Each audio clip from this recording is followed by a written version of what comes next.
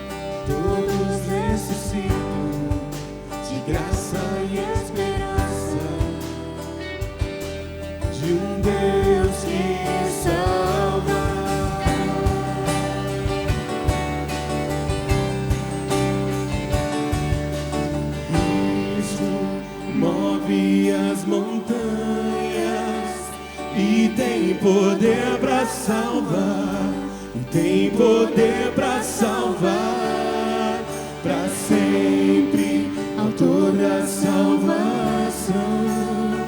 Jesus a morte venceu, sobre a morte venceu.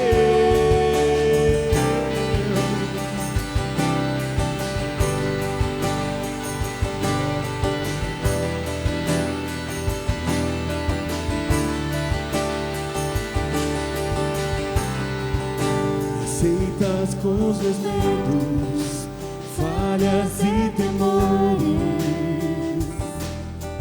enche o meu viver, a minha vida entrego pra seguir teus passos. Diga a ti me rendo.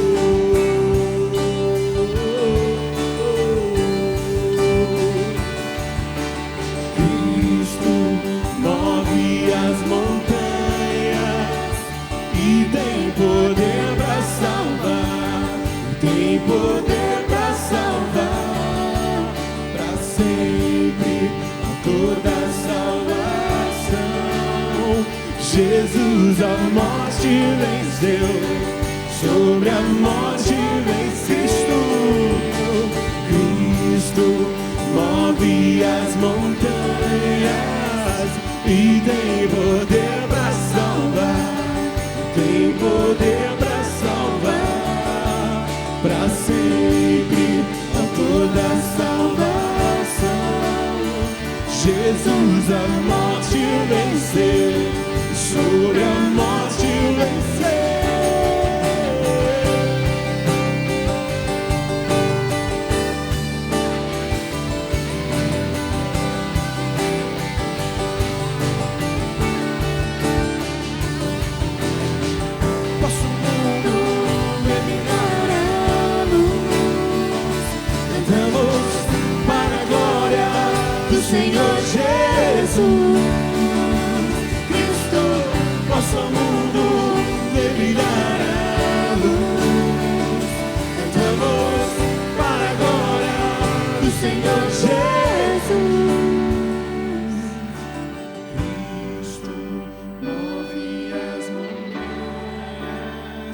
e tem poder para salvar, tem poder para salvar, para sempre, autor da salvação. Jesus a morte venceu, sobre a morte venceu. Cristo move as montanhas e tem poder para salvar, e tem poder para salvar, para sempre, autor da salvação. Jesus a morte venceu, sobre a morte venceu. Posso o mundo ver brilhar a luz, cantamos para a glória do Senhor Jesus Cristo. Posso o mundo ver brilhar a luz, cantamos para a glória do Senhor Jesus.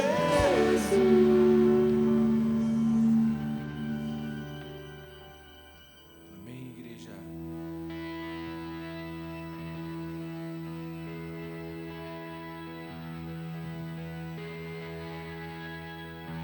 No início eras a palavra, com Deus o Altíssimo,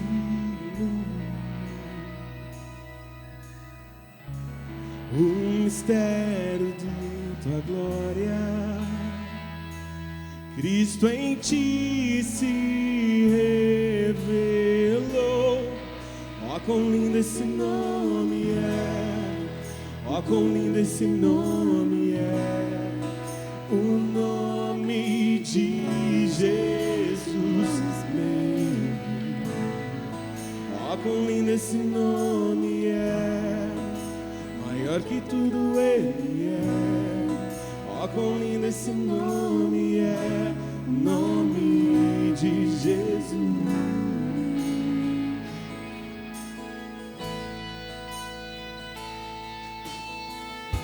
Deixou o céu para buscar-nos, veio para nos resgatar. Amor maior que o meu pecado, nada vai nos separar. Oh, quão maravilhoso é, oh, quão maravilhoso é o nome de Jesus meu. Oh, quão maravilhoso é, maior que tudo ele é. Oh, quão maravilhoso é o nome de Jesus.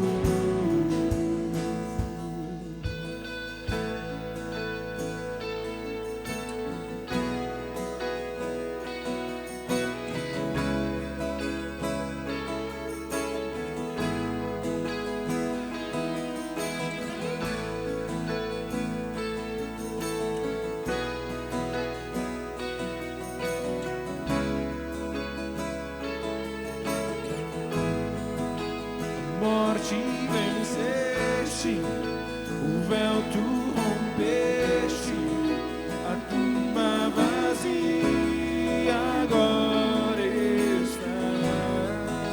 O céu te adora, proclama tua glória, pois ressuscitaste e vive está. És invencível, inigualável, hoje pra sempre reinará. E teu é o reino, e tu é a glória, acima de todo nome está. Poderoso esse nome é, poderoso esse nome é, o nome de Jesus meu. Poderoso esse nome é, mais forte que tudo é. Poderoso esse nome é, nome de Jesus. E a morte venceste, A morte venceste, o véu tu rompeste, a tumba vazia agora está. O céu te adora, proclama a tua glória, pois ressuscitaste, vivo está, e és invencível, inigualável, hoje pra sempre reinarás, e teu é o reino, e tu é a glória, acima de todo nome está. Poderoso esse nome é, poderoso esse nome é, o nome de Jesus, meu Rei. Poderoso esse nome é, mais forte que tudo é. Poderoso esse nome é, nome de Jesus. Poderoso esse nome é, nome de Jesus. Poderoso esse nome é, nome de Jesus. Amém, Senhor. Tu é louvado nessa manhã, teu nome é poderoso, teu nome é lindo. E a gente louva que o Senhor deixou aquela tumba e nos resgatou, Deus. O Senhor ressuscitou e o Senhor é exaltado, e é isso que a gente vai cantar nessa manhã, Deus. Amém.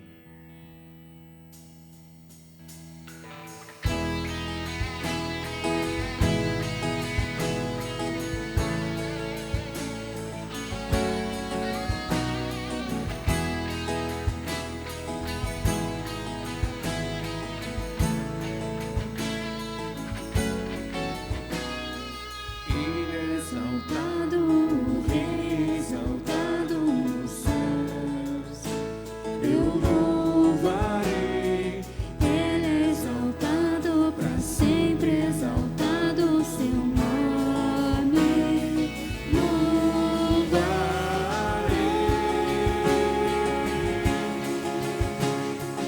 Ele é o Senhor, sua verdade vai sempre reinar.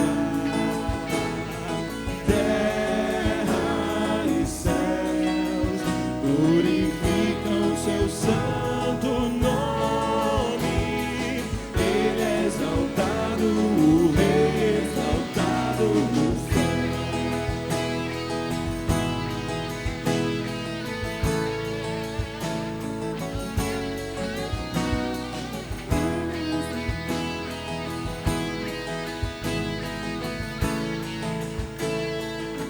Mulheres, Ele é exaltado, o Rei é exaltado nos céus.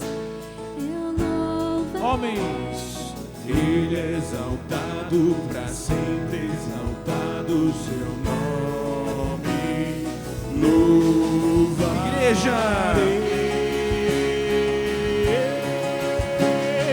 Ele é o Senhor, sua verdade vai sempre reinar.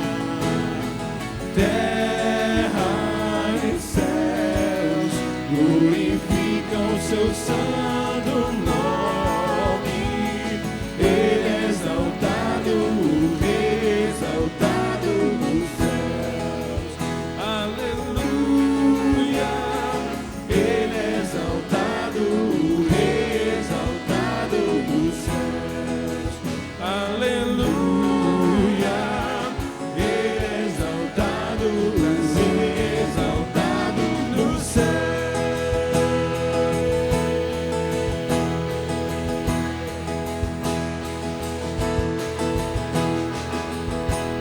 amém. Nosso Rei e Deus é exaltado nessa manhã. É assim que a gente louva o nome do nosso Deus. Pode assentar, igreja.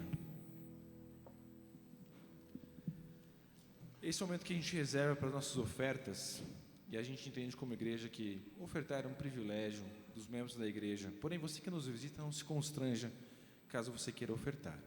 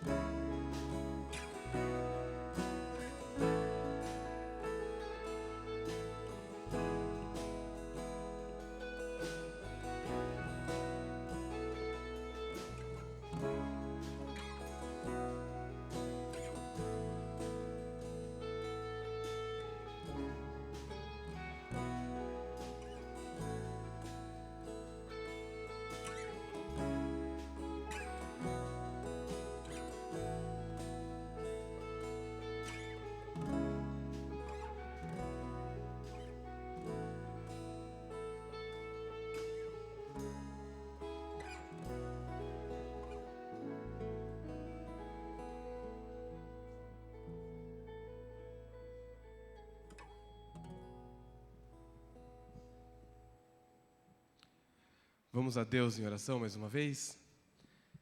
Pai querido, o Senhor nos fala que toda boa dádiva e toda bênção é fruto da sua graça derramada sobre nós. E nós te agradecemos por cada uma dessas boas coisas que o Senhor tem colocado nas nossas vidas. A começar pela salvação em Jesus, cada uma das bênçãos espirituais que o Senhor nos oferece, e também pela provisão de cada dia, Deus. Muito obrigado, porque o Senhor tem provido, sustentado a cada um de nós. E nós queremos pedir, Deus, que o Senhor possa nos ajudar como igreja, usar de forma sábia, de forma honesta, cada recurso que é colocado em nossas mãos, que o Senhor possa estar multiplicando isso para que o Teu reino possa estar avançando, Deus, que isso possa ser eficaz no emprego do avanço do Teu reino, no propagar da mensagem de salvação, no cuidado daqueles que Te amam, Senhor Jesus. Nós pedimos que o Senhor cuide de nós e nos ajude com isso, a gente pede no Seu santo nome. Amém. Amém.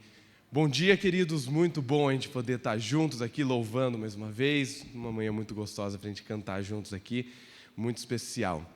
Eu queria estar cumprimentando, em especial, aquelas pessoas que nos visitam pela primeira vez.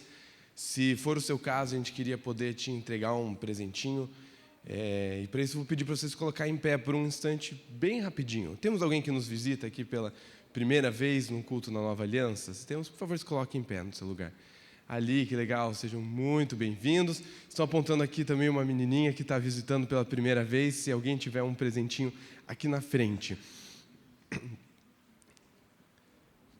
Que legal. Assim que vocês receberem o presentinho de vocês, podem se sentar já.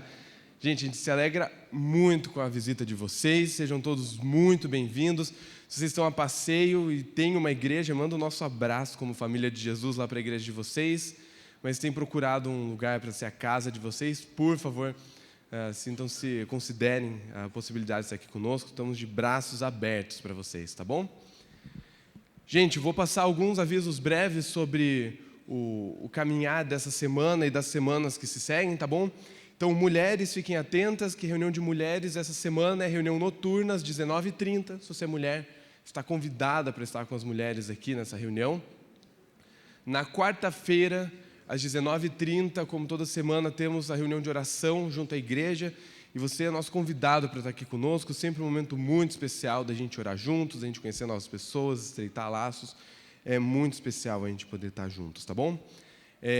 Antes de eu falar sobre os cultos de Páscoa, eu vou só dar 2 avisos bem breves aqui. O pessoal da Escola Bíblica Dominical criou um grupo de WhatsApp para que eles possam se comunicar com os pais dos alunos. Então, se você não está nesse grupo e é pai de algum dos alunos que faz parte aqui da Escola Bíblica Dominical, você pode entrar nesse grupo, tem o QR Code que está projetado aí. Se por acaso você tiver dificuldade de conseguir acessar o QR Code agora, depois, no final do culto, a gente deixa ele projetado aqui também, porque você consegue chegar mais perto. Às vezes a câmera do celular ali tem dificuldade de conseguir reconhecer longe, mas daí a gente deixa projetado no finalzinho aqui para você conseguir entrar no grupo, tá bom? Além disso, no dia 6 de abril, a reunião dos adolescentes vai ser um pouco diferente e a gente está convidando os adolescentes e os pais deles para estarem conosco no Aras, para a gente ter um dia muito especial com as famílias, para a gente ter um tempo de poder passar um pouco para os pais do que a gente tem feito com os adolescentes, combinar algumas regras junto com eles. Então, por isso, se você é o pai ou responsável por algum adolescente, está convidado conosco para ter um dia muito especial no Aras, dia 6, tá bom? A gente pede que vocês fiquem atentos daí só aos grupos de WhatsApp, às redes sociais, porque caso a gente tenha previsão de chuva, pode ser que os planos mudem em cima da hora, de acordo com o que a previsão do tempo definir aí para a gente, tá bom? Mas então fiquem atentos a esses avisos, por favor. Para essa semana, agora, nós temos uma semana muito especial, onde a gente vai celebrar a Páscoa, a gente vai ter a Sexta-feira da Paixão, e por isso a gente só pede que a igreja se lembre que a gente vai ter 2 momentos de celebração que a gente espera celebrar com toda a igreja. Então a gente convida toda a igreja, não só quem participa do culto da manhã, a estar na sexta-feira de manhã conosco, celebrando a Sexta-feira da Paixão. E como a gente vai estar juntos na sexta de manhã, o culto de domingo de manhã não vai acontecer, ele está sendo transferido para sexta-feira de manhã. E mais uma vez a gente convida toda a igreja para estar no domingo à noite, celebrando com a gente a ressurreição de Cristo no domingo à noite. Vai ser um momento muito especial, o coral tem preparado algumas músicas ali, tenho certeza que vai ser um tempo muito legal. Você tem alguém que você está falando assim, cara, as pessoas estão falando de Jesus para ela faz tempo, está começando a amolecer, quem sabe seja o momento de você convidar essa pessoa para poder ouvir sobre a mensagem do Evangelho, a salvação que há em Jesus, tá bom? Então não se esqueçam, sexta de manhã, domingo à noite, não temos o domingo à tarde. E daí para os jovens e adolescentes, a gente não vai ter a nossa programação regular. No sábado, o que a gente vai fazer é que às 19 horas a gente vai se encontrar com toda a juventude aqui na igreja, para ter um tempo juntos e para assistir o filme da Paixão de Cristo. Então, se você é jovem, você é adolescente, você está convidado conosco para estar aqui no sábado, ter esse tempo juntos, tá bom? Agora a gente vai ter um tempo de orar pelas nossas parcerias missionárias. Hoje a gente vai orar pelo Davi e pela Ethel, tem um videozinho para a gente assistir e depois a gente pode orar por eles, tá bom?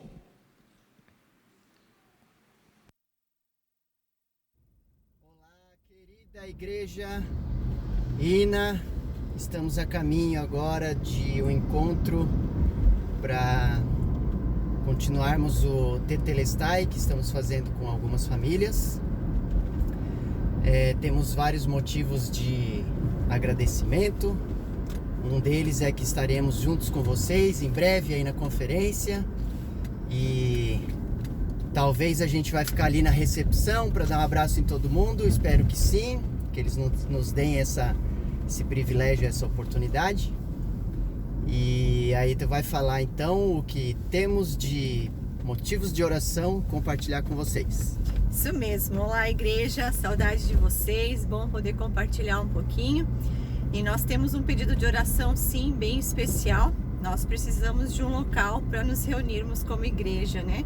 Nós fazemos isso na nossa casa e está apertado, graças a Deus, né? Então, um grande problema esse. Um grande problema e um bom problema, né? Mas aí nós precisamos da ajuda de vocês nesse sentido, para que o Senhor nos oriente, nos dê discernimento também.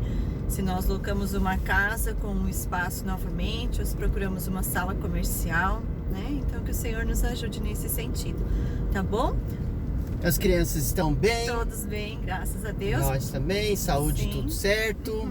Só a saudade que aperta de vez em quando. Isso aí. Bom, um abração beijo no coração. para todos. Até mais. Tchau, tchau. Que legal, sempre muito animados, né? Sempre muito bom estar com eles. Talvez você não conheça o Davi e a Ethel pessoalmente, mas você conhece o Fantoche Joca, e daí você pode se lembrar, então, que o Davi e a Ethel têm um dom incrível para trabalhar com crianças, é muito especial a gente poder estar orando por eles, tá bom? Então, vamos orar pelo Davi e pela Ethel, vamos orar pela escola dominical também, e daí os alunos e professores já podem se dirigir para as salas. Quero convidar a igreja mais uma vez a abaixar a cabeça para a gente poder estar se dirigindo a Deus em oração. Pai querido, é um privilégio a gente conhecer o Davi e a Ethel. Sempre muito especial a gente conhecer gente que se dedica, que se entrega a fazer a sua vontade. Senhor, a gente celebra, em especial, todo esse tempo que eles têm tido lá em Itapiranga, onde eles podem ver o trabalho deles florescendo e ter que lidar agora com esses bons problemas de ter que providenciar um novo lugar onde eles vão ter que se encontrar. E o nosso pedido, Senhor, como igreja, é que o Senhor possa estar direcionando eles, o Senhor possa estar dando toda a sabedoria, discernimento para eles entenderem quais são as melhores alternativas que estão dentro das possibilidades ali, e que o Senhor os ajude a encontrar esse lugar para que o seu evangelho possa estar avançando cada vez mais ali no interior de Santa Catarina, Senhor. A gente pede que o Senhor continue a abençoar, cuidar deles, Senhor, e que eles possam ser esse instrumento que leva a luz de Jesus Cristo às pessoas que estão ao redor deles. A gente quer pedir também pelo tempo que a escola dominical vai ter agora de estudar a sua palavra. Por favor, fala com cada aluno, usa cada professor, Senhor, e fala conosco como igreja também, por meio da vida do Marcos. Senhor, usa ele de forma muito poderosa e especial para instruir aquilo que o Senhor quer falar ao nosso coração. A gente pede isso em nome de Jesus. Amém. Então, alunos e professores estão liberados para ir para as salas. E Marcos, por favor, Deus abençoe.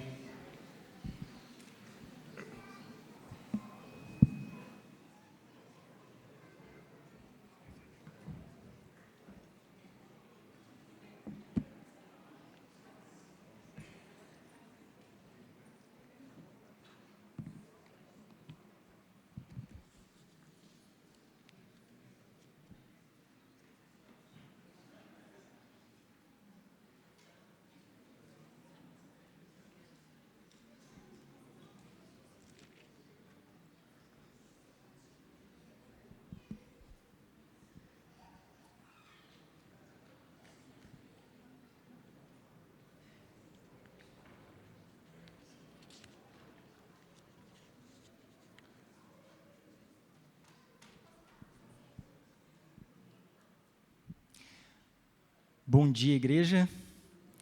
É uma alegria muito grande, mais uma vez, ter o privilégio de trazer a palavra de Deus nessa manhã. Sempre que eu tenho oportunidade de estar aqui na frente, eu gosto também de atualizar a igreja com relação à Igreja Nova Aliança em Campo de Santana. Eu tenho algumas fotinhos, vamos ver se aparece ali. Essa primeira foto foi da primeira reunião de mulheres que foi realizada ontem pela manhã, e a gente fica muito feliz, né, com aquilo que Deus tem feito. A gente tem dado aula de informática, de violão, de teclado, não tenho foto ali, aula de reforço escolar também, várias atividades ali para abençoar a vida das pessoas ao redor daquele bairro. Nós temos visto crescimento também. A igreja tem muitos venezuelanos agora que têm morado ali na região também e participado da igreja. Nós fizemos nossa primeira reunião de jovens e adolescentes também, fizemos uma bela de uma costela, e Deus tem abençoado ali. Com relação a esse crescimento, né, muito em função dos venezuelanos que têm participado conosco, a gente até tenta colocar músicas em espanhol. Temos iniciado também as aulas de português para que eles possam se adaptar à cultura, à língua, né, e também compreenderem o Evangelho, né. E, de fato, tem sido uma bênção porque nós temos recebido muitas doações também, e você imagina uma pessoa que se desloca do seu país sem uma estrutura de alguém por perto, né? Muitas vezes precisa de doações, e esse apoio financeiro, material é importante. Não só isso, mas apoio emocional também. Recentemente, nós ouvimos falar que uma pessoa que tem servido aqui da igreja, perguntou: você está bem? E a pessoa respondeu: não estou bem. Mas você está bem mesmo? E ela respondeu, abrindo o coração, falando dos pensamentos suicidas que ela estava tendo. E graças a Deus a Igreja Nova Aliança tem através de muitos membros aqui da igreja, tem servido ali e sido um instrumento de Deus naquele local. Se você tem interesse de se envolver de alguma forma, talvez não presencialmente, talvez não seja possível, mas há muita necessidade também de apoio financeiro. Nós procuramos sempre trazer, por exemplo, refeições após o culto, né? E isso tem um peso financeiro grande também, além do aluguel, de todas as demandas financeiras que uma igreja normal tem, né? E acaba sobrecarregando algumas poucas pessoas. Mas se você também sentir no coração de se envolver dessa forma, também vai ser muito, eu creio, um investimento precioso no reino de Deus. Meus irmãos, antes de iniciar a palavra, eu gostaria de orar. Baixe sua cabeça nesse momento. Senhor Jesus, nós queremos te entregar esse tempo precioso de estudo da Tua Palavra, Pai. Eu me sinto muito incapaz de transmitir conceitos tão profundos, tão transformadores, Pai. Por isso eu peço Tua misericórdia e a ação do Teu Santo Espírito na minha vida e na vida dos meus irmãos também, para a honra e glória do Teu nome, Pai, nós te pedimos. Amém. Meus irmãos, tempo de Páscoa está chegando, e eu me lembro que na minha infância sempre era um tempo de muita expectativa por causa dos presentes, né? Ficava naquela expectativa, o que eu vou ganhar? E conversando com a minha esposa, ela falava também que na casa dela, os pais faziam algumas pistas para que elas pudessem encontrar os presentes de Páscoa, né? E criava-se esse mistério, né? Mistério por trás desse momento. E a gente vai falar um pouco disso, porque a palavra de Deus, ela fala também de um mistério que seria revelado, que estava oculto e seria revelado. Lá em 2 Coríntios 2 diz que é o mistério de Deus, seu plano antes secreto e oculto, que olho nenhum viu, ouvido nenhum ouviu e mente nenhuma imaginou o que Deus preparou para aqueles que o amam. Me lembro que eu decorei, acho que na versão revista atualizada, né? Nem olho viu, nem ouvidos ouviram, nem jamais penetrou em coração humano que Deus tem preparado para aqueles que o amam. E normalmente a gente associa esse texto a algo que talvez esteja por vir na nossa vida, mas esse texto nos conduz a olhar para algo que por milênios estava oculto e foi revelado. Paulo está falando da sabedoria de Deus. E a gente vai conhecer um pouco mais esse mistério que mente humana era incapaz de entender, de imaginar.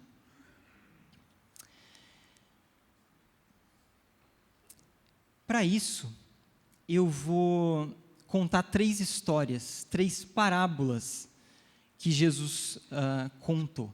Nessas parábolas, como qualquer discurso narrativo, existem pontos essenciais que vão trazer a mensagem principal daquela parábola, daquela história. Quando nós estávamos no sudeste da Ásia, nós fomos a um treinamento para justamente treinar aquelas pessoas que estavam trabalhando na tradução da Bíblia a traduzirem os textos narrativos da melhor maneira possível, porque cada língua, cada cultura tem uma forma de contar a história. A gente não percebe muito quais são as nuances, quais são as formas com as quais a gente conta uma história, mas tem muito detalhe, muita coisa que a gente adiciona para trazer intensidade, relevância, importância, ou menos importância, as pessoas envolvidas, os personagens, enfim.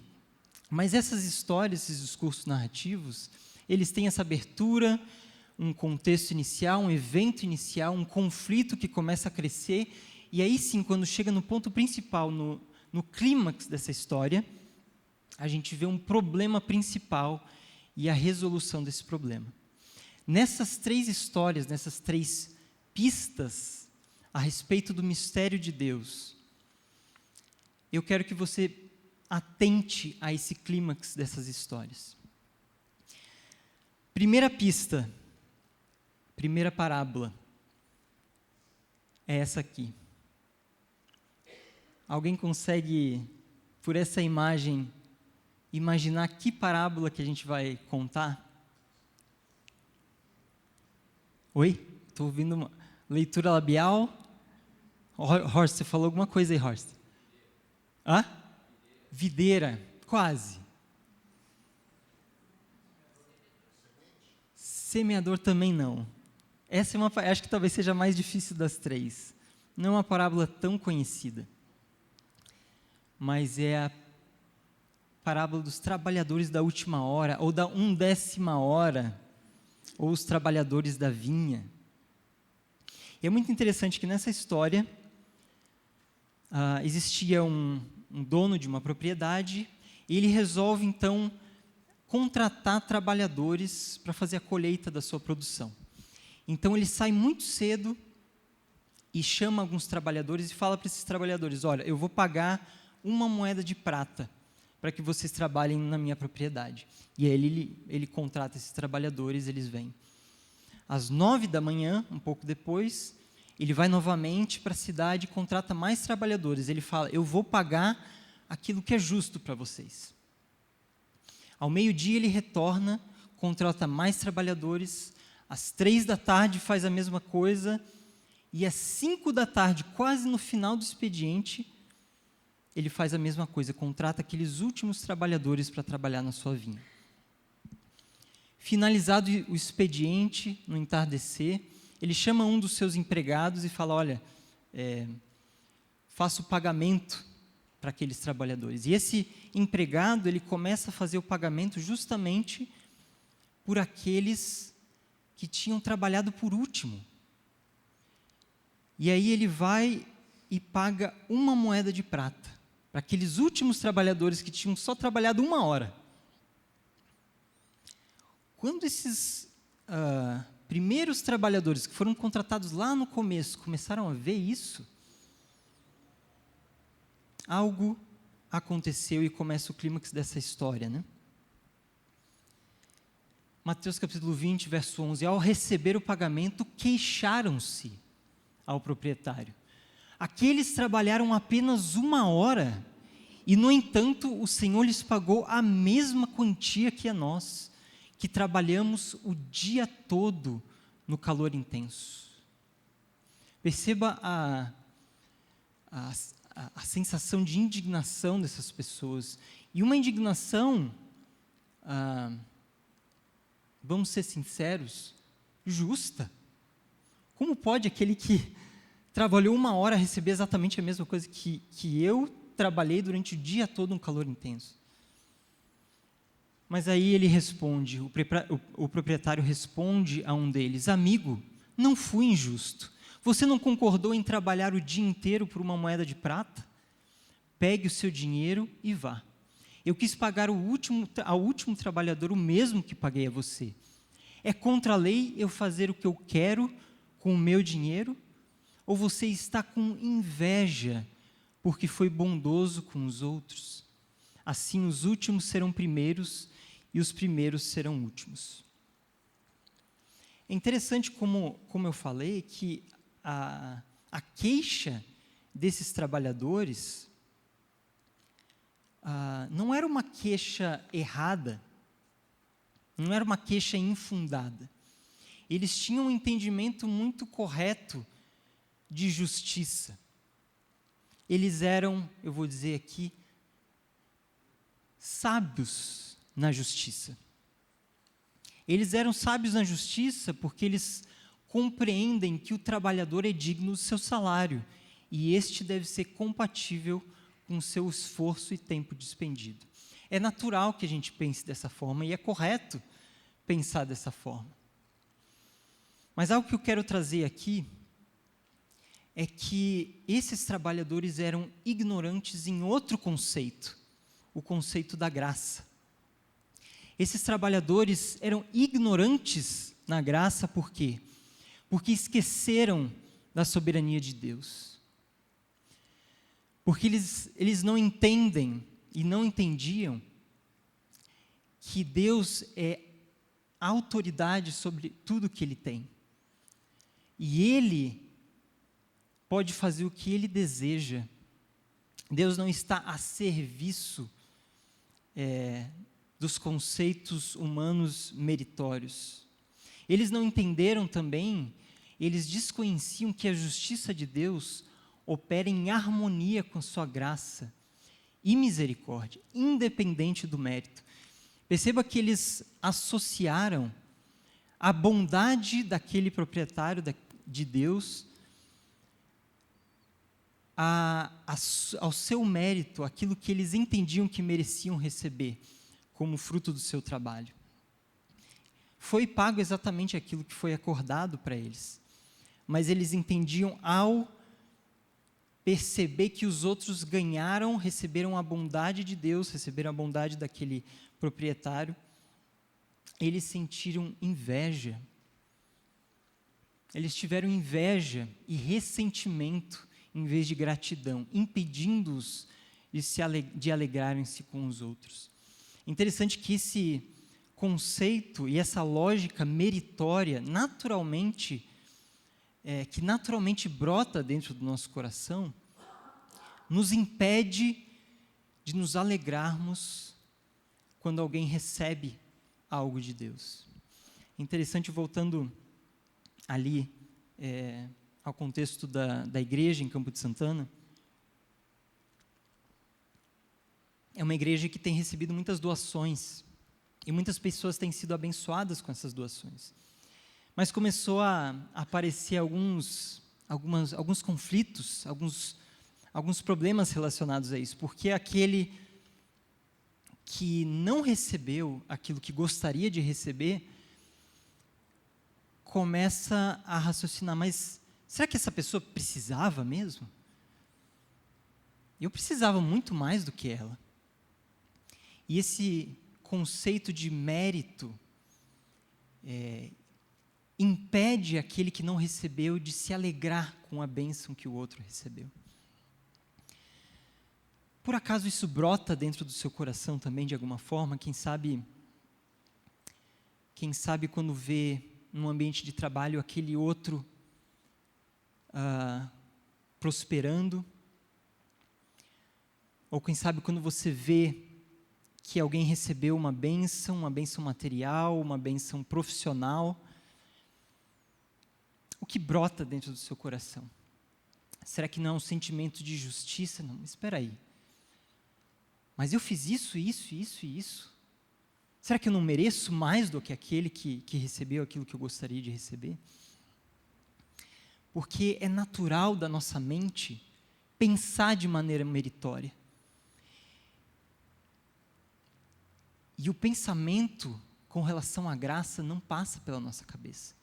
Porque a gente associa essas bênçãos ao mérito, aquilo que se faz, aquilo que se despende tempo, aquilo que se esforça. Mas a graça de Deus está desassociada ao mérito. Não tem nada a ver com isso. Mesmo que haja, sim, valores de justiça corretos e que se aplicam, mas da mesma forma que se aplica mérito, se aplica justiça, se aplica graça também. A segunda pista, a segunda história que a gente vai trabalhar, é uma história bem mais conhecida. Que história é essa? Filho pródigo. Mas esse rapaz aí não é o filho pródigo. Esse rapaz é o irmão mais velho desse filho pródigo. E nessa história é muito interessante porque um pai tinha 2 filhos e um desses filhos ele decide pegar a sua herança.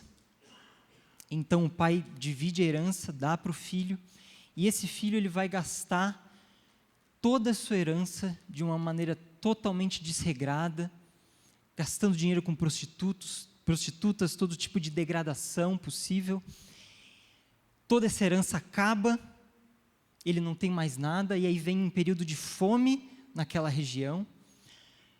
Ele pede para que um fazendeiro o contrate, para que ele tenha alguma forma de sustento, e aí ele vai atrás do alimento que os porcos, das vagens que os porcos se alimentavam, e nem isso ele consegue. E ele chega à conclusão: nossa, quando eu estava na casa do meu pai, eu tinha tudo, e agora eu estou nessas circunstâncias. Então eu vou voltar e vou pedir para... vou falar que eu pequei contra os céus, pequei contra o Senhor, e me receba como empregado. Então ele decide, ele volta. Nessa volta o pai olha esse filho à distância, corre atrás dele. O filho começa o discurso que ele preparou: pai, eu pequei contra o céu, contra o Senhor, me recebe como empregado. E esse pai, de uma maneira extremamente amorosa, coloca anel no seu dedo, sandália nos seus pés, o cobre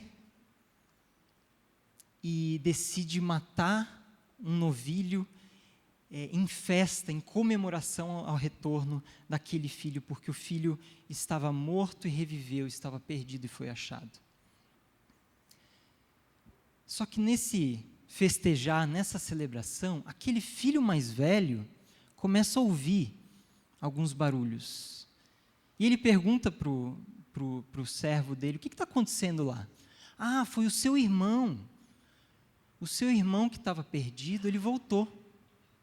E agora o seu pai, ele resolveu festejar e matar um novilho, porque ele retornou para sua casa. E algo brota no coração daquele filho mais velho, que é o que segue no texto bíblico. O irmão mais velho se irou e não quis entrar. O pai saiu e insistiu com o filho, mas ele respondeu: todos esses anos tenho trabalhado como um escravo para o Senhor e nunca me recusei a obedecer suas ordens.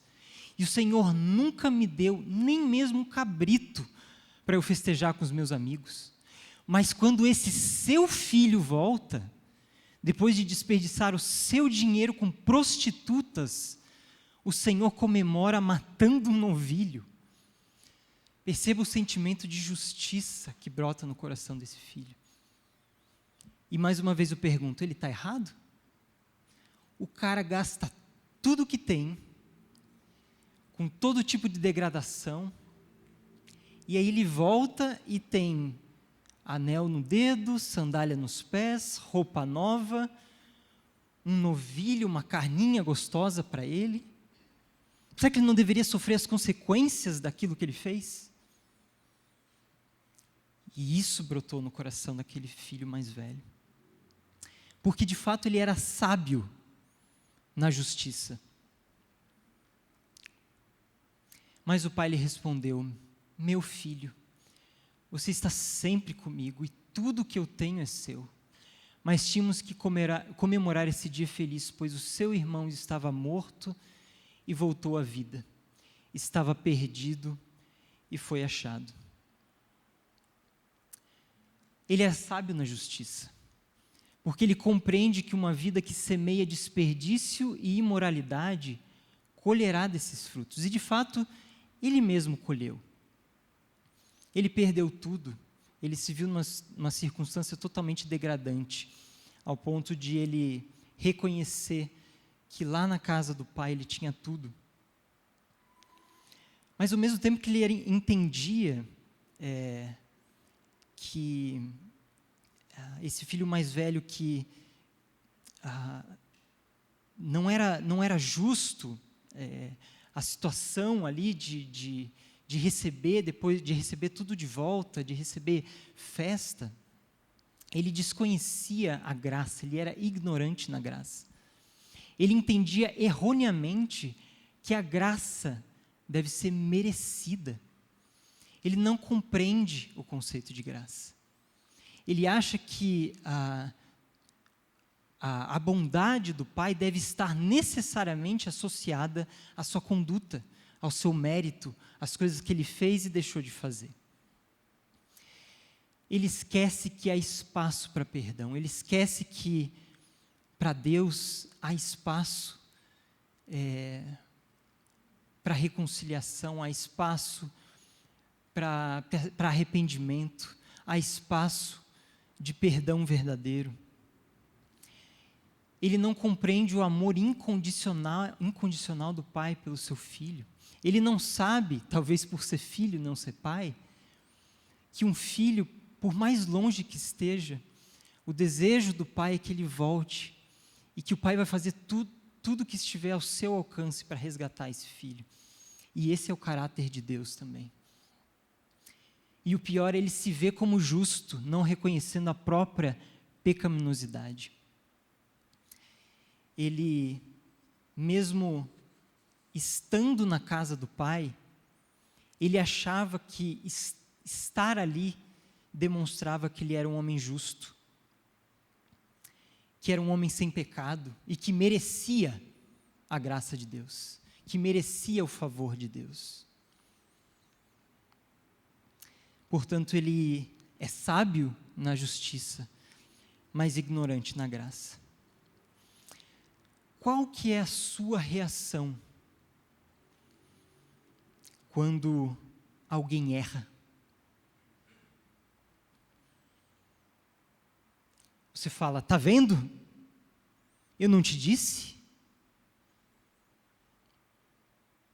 E eu suspeito que muitos relacionamentos familiares, casamentos, pais e filhos, talvez sejam alicerçados em uma lógica meritória, da qual, já tão desgastada por esse eu te disse, tá vendo? Já não há mais espaço para graça. Já não há espaço mais para perdão. Só há espaço para autojustificação. Talvez já faz tempo que não existe graça no relacionamento. E o que sobrou? Os cacos desse relacionamento, esse relacionamento de vigilância. Até o ponto que aquela pessoa cai e aí você está pronto para julgar. Olha só. Você viu as consequências do que você fez? Já não tem mais celebração dentro do casamento, as festas de família já não tem mais sentido, porque esses relacionamentos já estão tão desgastados pela lógica meritória que já não tem mais espaço para isso. E aí o marido fala para sua esposa, você não fez isso, não fez isso, não fez aquilo. A esposa fala para o marido, você fez isso, fez aquilo e fez aquilo. E o casamento vai se tornando em um peso, em um relacionamento onde a graça foi esquecida. Mas não é assim que Deus nos trata. Não foi assim que aquele pai tratou o seu filho. Ele tratou o seu filho com graça, independente daquilo que ele tinha feito, independente das suas ações, independente das consequências das suas atitudes. Porque para o nosso Deus há espaço para perdão, há espaço para reconciliação. A graça de Deus não está associada àquilo que nós fazemos ou deixamos de fazer. Ela é totalmente desassociada do mérito. Você entende porque muitas vezes você é tão duro? Porque você é sábio na justiça. Você entende muito bem disso. Mas é ignorante na graça. Desconhece o raciocínio da graça. Porque ele não vem de você, ele vem de Deus. Não vem da lógica humana, vem do Espírito de Deus. E essa última pista, essa última história, quem sabe dizer qual é?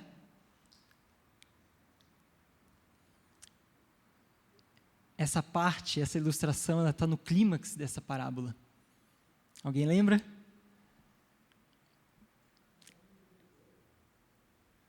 É isso aí. Ou o servo incompassivo, ou o credor incompassivo. Essa é uma história muito interessante e muito profunda também. Existia um senhor, um governador, e ele foi cobrar dos seus servos aquilo que as pessoas estavam devendo para ele. E um desses servos devia 60 milhões de moedas. Isso, convertendo para os nossos dias, seria bilhões de reais. Algo impagável naquelas circunstâncias. E aquele senhor, ele fala, o servo, ele diz, eu não tenho como pagar, mas eu vou fazer o possível para te pagar. E ele fala, não, você vai, eu vou te vender, vou pegar todos os seus bens, até que você pague o último centavo. E ele ali dobra os seus joelhos, clama por misericórdia para aquele governador, e esse governador decide perdoar a dívida dele. A dívida que era impagável, perdoada. Esse mesmo servo que tinha acabado de ter sua dívida perdoada, vê o seu empregado, que estava também devendo um dinheiro para ele, e resolve cobrar a dívida que estava sendo devida. Esse seu empregado também se ajoelha e clama por misericórdia, mas ele disse, não, você vai me pagar tudo que você me deve. Segura ele pelo pescoço e exige o pagamento de cada centavo devido e lança-o na prisão. E essa história continua da seguinte forma. No entanto, quando o servo saiu da presença do Senhor, foi procurar outro servo que trabalhava com ele e que lhe devia 100 moedas de prata. Agarrou-o pelo pescoço e exigiu que ele pagasse de imediato. O servo se curvou diante dele e suplicou, tenha paciência comigo e eu lhe pagarei tudo. O credor, porém, não estava disposto a esperar, mandou que o homem fosse lançado na prisão até que tivesse pago toda a dívida. Então o Senhor chamou o homem cuja dívida ele havia perdoado e disse, servo mau, eu perdoei a sua imensa dívida porque você me implorou. Acaso não deveria ter misericórdia do seu companheiro, como tive misericórdia de você?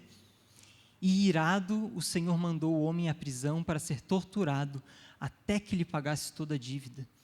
Assim também meu Pai Celestial fará com vocês, caso se recusem a perdoar de coração aos seus irmãos.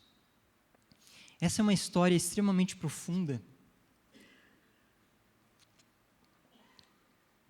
e que é a nossa história também. Mas esse servo que teve sua dívida perdoada, ele resolve cobrar a dívida daquele seu empregado. E pensando de uma lógica de justiça, de fato, era necessário que aquele homem pagasse a sua dívida, porque ele tinha um conhecimento muito claro da justiça, ele era sábio na justiça. Ele compreendia que uma dívida contraída precisa ser paga, pois causa dano ao próximo. De alguma forma, ele estava sendo impactado pela falta de pagamento daquele homem. Ele era sábio na justiça, mas era ignorante na graça, porque ele não entendeu a magnitude da graça e perdão recebidos. Ele não compreendeu ou não soube aplicar aquilo que tinha sido feito por ele, para ele. Ele tinha sido perdoado uma dívida impagável. E toda a sua dívida, 100% dela foi completamente perdoada. mas de alguma forma ele não entendeu a magnitude do que era isso. Se esqueceu, endureceu-se. Ele não aplicou a reciprocidade, perdoa-nos as nossas dívidas assim como perdoamos os nossos devedores. A oração do Pai Nosso. Essa é a lógica de Deus. Nós perdoamos, nós clamamos por perdão a Deus, assim como naturalmente perdoamos aqueles que têm causado dano a nós. E em terceiro, revela um coração endurecido. Talvez isso fez aquele homem ser incapaz de perceber a misericórdia, o amor recebido, transferido daquele Senhor para ele, perdoando uma dívida impagável. E, meus irmãos, apesar de ser uma mera ilustração, uma parábola, ela tem tudo a ver conosco também. Por acaso alguém já te feriu? Mas te feriu de uma maneira profunda, ao ponto de você lembrar das circunstâncias vividas e lembrar de uma maneira amarga, lembrar de uma maneira que você projeta na sua mente formas de fazer justiça, formas de se vingar, de ter aquela dor preenchida, sanada de alguma forma. Meus irmãos, quando a gente não compreende a magnitude daquilo que Deus fez por nós, quando na cruz Ele nos perdoou uma dívida impagável, porque era assim a nossa dívida também, porque o salário do pecado é a morte, e quando Ele pagou na cruz essa dívida, Ele pagou para nós uma dívida impagável. Quando a gente perde essa magnitude, a gente tem muita dificuldade de perdoar aqueles que nos feriram. E eu, particularmente, sempre fui uma pessoa que não guardava coisas no meu coração. Perdoava facilmente, buscava reconciliação. Não gosto de saber que existe algum entrave relacional entre eu e alguma outra pessoa. Até o momento que eu fui profundamente ferido. E eu entendi o quão difícil é perdoar. E sentimentos dos quais eu mencionei de vingança, de fazer justiça, brotavam no meu coração. E quando nós fazemos isso, nós estamos fazendo exatamente aquilo que aquele servo fez, agarrando pelo pescoço aquela pessoa e exigindo justiça, para que de alguma forma essa dor do coração seja mudada, curada. Mas não é isso, em hipótese alguma, que vai curar a dor do nosso coração. A única coisa que pode trazer cura ao nosso coração ferido é compreender aquilo que Jesus fez por nós na cruz. Portanto, como então, diante dessas três histórias, que têm muita semelhança entre si, histórias que unem sentimentos de justiça, que parecem sim ser justos, mas que carecem da graça, que são ignorantes da graça de Deus. E como então, diante dessas histórias de justiça e graça, unir esses dois conceitos que parecem às vezes distantes, desassociados, Como entrelaçar justiça e graça. Interessante que aquelas outras imagens que vocês viram foram produzidas por inteligência artificial. Você consegue escrever o que você quer e ele vai gerar para você uma imagem daquilo que você pediu para ele. Imagens muito, muito boas, muito ilustrativas, né? E eu fiz esse mesmo pedido para criar uma imagem que transmitisse a ideia de justiça e graça associadas. A primeira vez ele diz: eu estou tendo problemas, não consegui gerar. Tentei mais uma vez, deu um outro erro. Alguma coisa aconteceu internamente que isso não foi possível. Tentei mais uma vez, ele gerou uma imagem para mim de uma árvore com aqueles pesos de justiça, meio que juntos assim, mas não era isso que eu queria, não estava transmitindo esse conceito. Sabe por quê? Porque a mente humana é incapaz de entender e associar essas duas coisas. E nem mesmo uma mente artificial, alimentada por computadores muito mais rápidos do que a mente humana, também não conseguem perscrutar, imaginar aquilo que era o mistério de Deus. Aquilo que por milênios estava oculto e foi revelado. E a melhor forma de ilustrar justiça e graça associados é essa imagem, a imagem da cruz. Voltando para aquele texto inicial que nós lemos de uma maneira parcial, agora de maneira mais completa, 2 Coríntios 2, versículo 7. A sabedoria a que nos referimos é o mistério de Deus, seu plano antes secreto e oculto, embora ele o tenha elaborado para a nossa glória antes do começo do mundo. Os governantes dessa era, por sua vez, não a entenderam, pois se a houvessem entendido, não teriam crucificado o Senhor da glória. É a isso que as Escrituras se referem quando dizem: olho nenhum viu, ouvido nenhum ouviu, e mente nenhuma imaginou o que Deus preparou para aqueles que o amam. Meus irmãos, a cruz é a perfeita união entre justiça e graça. Por que justiça? Porque a crucificação de Jesus foi justa. Eu me lembro, alguns anos atrás, eu preguei falando do processo de crucificação, e tudo no processo de crucificação é injusto. O processo legal, toda a maneira como Jesus foi levado a julgamento e a crucificação, tudo injusto. Entretanto,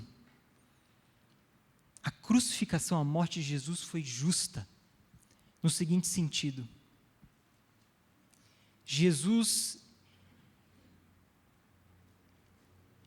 ele recebe a sua culpa, o castigo que você deveria merecer, e ele transfere para si mesmo.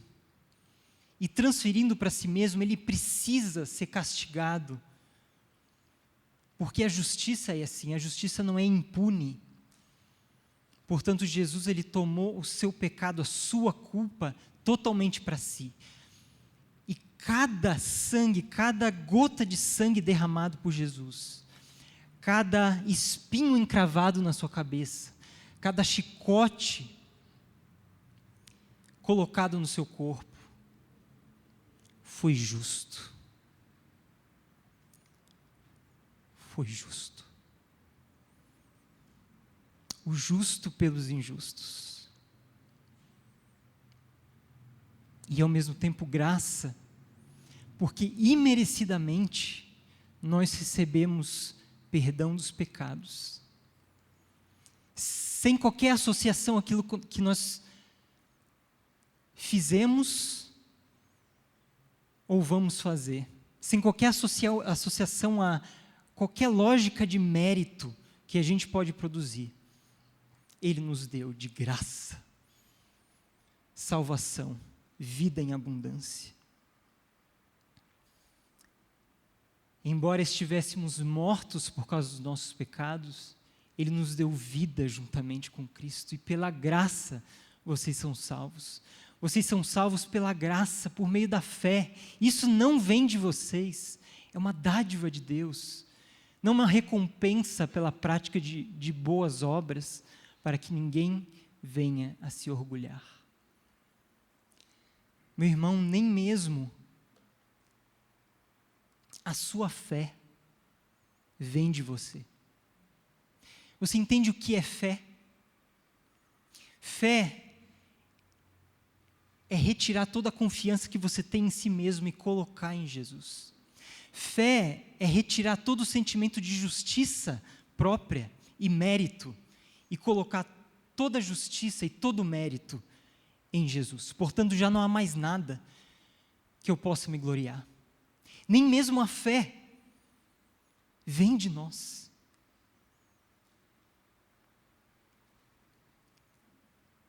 E aquilo que vem de nós é simplesmente um reconhecimento do mérito dele, da justiça dele, da graça dele por nós. O que sobra? É um profundo sentimento de gratidão, um entendimento da magnitude que Deus fez por nós na cruz, que nos permite nos alegrar com aquele que recebe a mesma bênção, a mesma graça, o mesmo favor de Deus, sem sentimentos de inveja, que nos permite receber aquele pecador que retornou, de braços abertos, em festa, em alegria, que nos permite perdoar aquele que nos feriu profundamente. É só a graça de Deus, é só entendimento desse mistério por milênios encoberto que nos permite ter esse raciocínio que não vem de nós, porque a nossa lógica é sempre meritória, a lógica humana é sempre de autojustificação, mas a lógica de Deus é a lógica da graça, favor imerecido. Portanto, justiça é aplicar aquilo que se merece, e graça é aplicar aquilo que não se merece. Como então, nas suas próximas decisões, nas suas próximas reações, unir justiça e graça? Não vai vir da sua lógica meritória, não vai vir da sua justiça. Esse sentimento vai vir do Espírito Santo agindo no seu coração. Nas suas próximas decisões e reações, lembre da justiça e da graça de Deus. Entregue o seu coração, seus sentimentos, aquilo que brota no seu coração diante dele, e peça para que ele gere dentro do seu coração a lógica da graça, a lógica que nos trouxe salvação, perdão dos pecados. Baixe sua cabeça nesse momento. Vamos orar juntos. Senhor Jesus, quão profunda é a Tua palavra e quão distante é a Tua mente do nosso raciocínio, da nossa maneira de pensar. Porque tantas vezes, Senhor, a gente tem enchido o nosso coração de justiça. Tantas vezes somos duros, tantas vezes somos incapazes de perdoar, Senhor. Tantas vezes brota no nosso coração aquilo que parece fazer sentido, mas que não vem do Teu coração, Senhor. Nos perdoa. Transforma esse nosso coração endurecido pela nossa lógica meritória, Senhor. Transforma nosso coração em um coração de carne, capaz de compreender a Tua graça, Senhor. Capaz de transbordar da Tua graça com aqueles que estão ao nosso redor. Ó Senhor, nós dependemos completamente de Ti. Somos incapazes de pensar dessa forma, mas Santo Espírito de Deus transforma nossa mente e nos permite pensar como o Senhor pensa. Ó Senhor, nos faz relembrar dessa dívida impagável que foi paga na cruz. No nome de Jesus. Amém.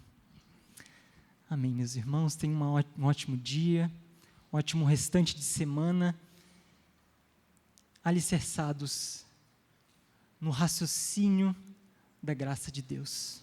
No nome de Jesus.